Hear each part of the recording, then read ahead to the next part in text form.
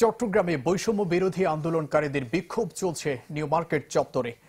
দুপুরের পর থেকে সেখানে জড়ো হতে থাকে শিক্ষার্থী সহ নানা শ্রেণী পেশার মানুষ। তাদের আন্দোলনে একাত্মতা প্রকাশ করে উপস্থিত হন পেশাজীবী ও অভিভাবকরা।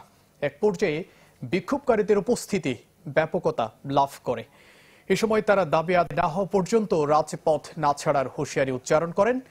প্রধানমন্ত্রীর গণভবনে গিয়ে আলোচনার প্রস্তাবও প্রত্যাখ্যান করে আন্দোলনকারীরা। বলেন, সব হত্যার নিরপেক্ষ বিচার এবং সকল বন্দীকে নিঃশর্ত মুক্তি ছাড়া কোনো আলোচনা নয়। আমার প্রাণপ্রিয় শিক্ষক এবং আমার ভাই এবং বোনদেরকে যেভাবে গুলি করতেছে, এটার বিচার কে করবে?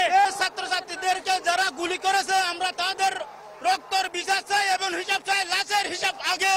এতগুলো ছাত্র, এতগুলো আমাদের ছেলে মেয়ে, এতগুলো আমাদের নিরীহ মানুষ, শিশু বাচ্চা পর্যন্ত জান চলে গেছে। এখন আর ছাত্ররা কি তাদের সাথে বসবে? কেন বসবে বলেন? যদি চাও টেস্ট স্বাদ হট টমেটো সস বেস্ট। স্বাদ হট টমেটো সস এখন নতুন স্বাদে।